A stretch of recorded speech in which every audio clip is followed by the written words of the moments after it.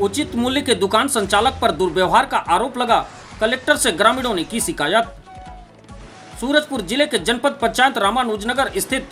ग्राम पंचायत दौना के ग्रामीण बड़ी संख्या में एकत्रित होकर सूरजपुर कलेक्ट्रेट पहुंचे,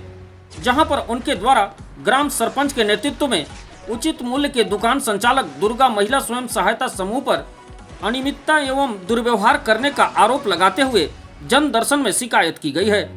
शिकायत पत्र में कहा गया है कि खाद्य विभाग के कर्मचारियों के द्वारा पूर्व में किए गए जांच पर पुनः कार्यवाही करते हुए गांव के अन्य समूहों को दुकान संचालन की जिम्मेदारी दे दी जाए,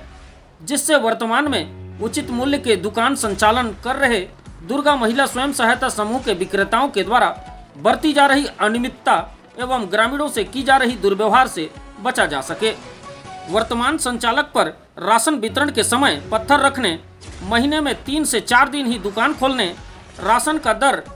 3 रुपए लेने से लेकर इन सब के बारे में पूछने पर दुर्व्यवहार करने से ग्रामीण बेहद परेशान हैं, जिससे निजात पाने अब उनके द्वारा सूरजपुर कलेक्ट्रेट जन दर्शन में शिकायत की गई है।